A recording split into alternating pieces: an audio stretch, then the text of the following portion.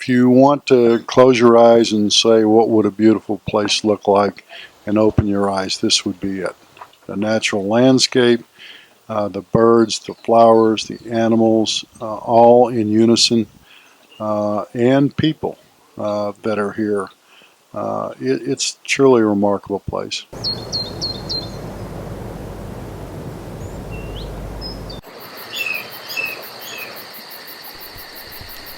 A close look at Rancho Margot, which is an eco-resort, organic farm and science lab, situated in the arenal rainforests of Costa Rica, shows that they are highly interconnected with the ecosystem of the rainforest.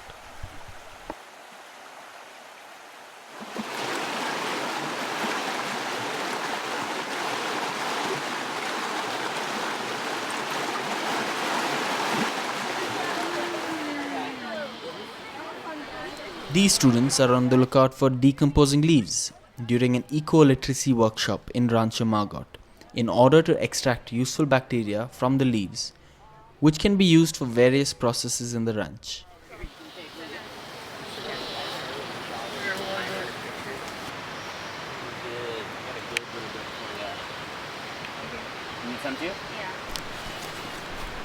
After each student collects a handful of decomposing leaves, they mix flour and molasses with it in a wheelbarrow.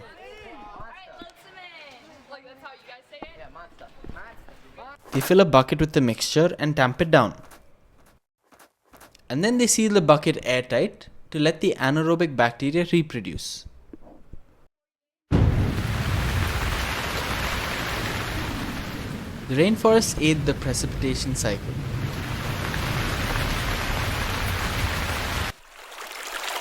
They are also efficient at channeling rainwater into rivers.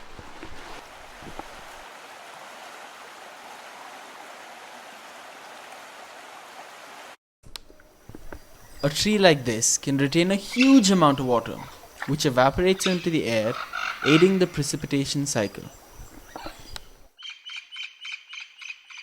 Rainwater that seeps underground resurfaces as springs.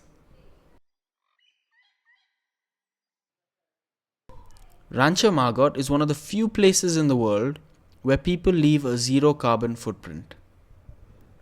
People who come here as guests, the hotel guests, it takes a pretty unique type of person to want to come and invest their money in a place like this. And they don't come here, thinking, oh, I'm going to a luxury hotel in the middle of the jungle. They come here saying, wow, this place is sustainable. This place is incredible. I want to learn about what's going on.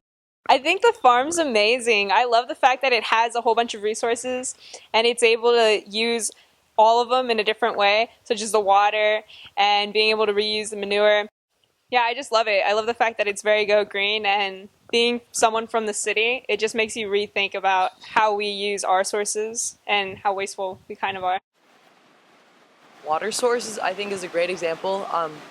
There's a large river up on the mountainsides and next to the valley where the ranch is, and this river comes down and we harness that natural water source, and that is the water that provides for all the needs of the ranch, as far as it's the water that goes to our hydro generators for electricity.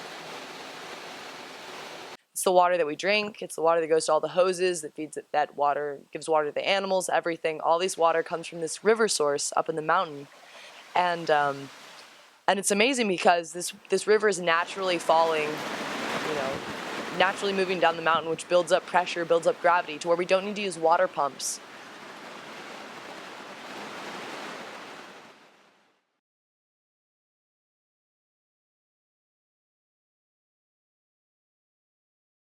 So something else that we experienced at Rancho Margot, which I thought really stood out, was the use of permaculture.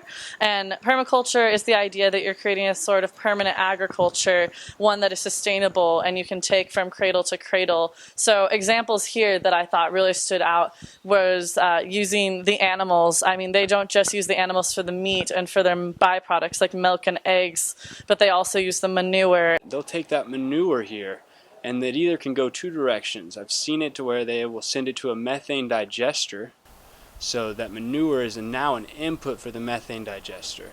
That methane digester uses that input and creates methane gas for their cooking. That's one way it could go. The methane digester even has outputs of fertilizer, basically just more waste like a liquid manure. Then they can use that back on the pasture to replenish the grass, so it kind of comes around full circle. The other way I've seen them using manure, instead of making it into a waste, they would use it to fuel their compost piles. An output of a compost pile is a lot of heat.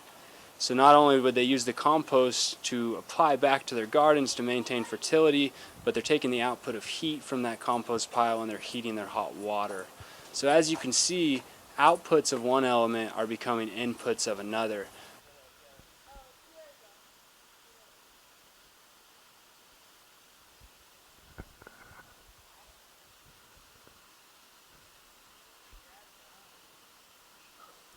Oi!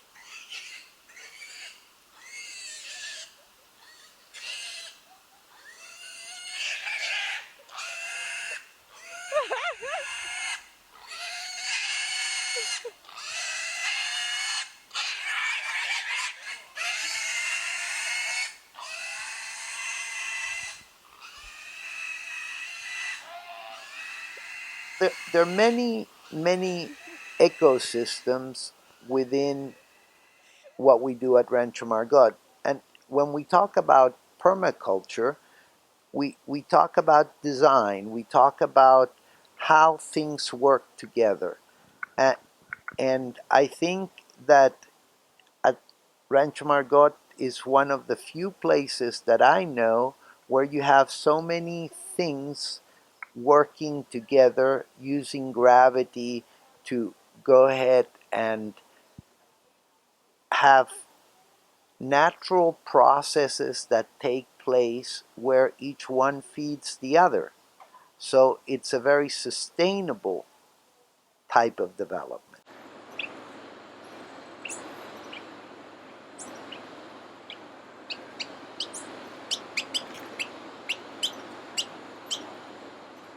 Even with the roofs on all the buildings here at the ranch, we just let things grow on there. Like some of them have some pretty good sized trees uh, sprouting up on top, and it's okay. I mean, the jungle grows over everything, and it's a little bit hectic, but at the same time, it's like a natural air conditioning.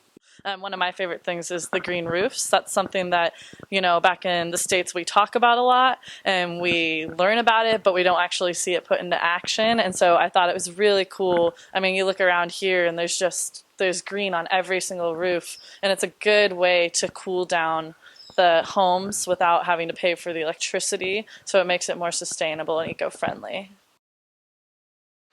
When we were building these terraces in the garden to slow down the water, it took probably like a week or a week and a half. Every day we would have little leaks or breaks where the water would wash it out, or something would go wrong, or something wasn't level, and so we ended up redoing them many times, and that was somewhat frustrating at times, but at the same time I think it illustrated a really cool point, because sustainability is not it's not this climb to a plateau where it's perfectly everything is perfect. It's a constant improvement, and it's constantly changing things for the better, and asking questions, and restructuring the processes and the systems that are in place.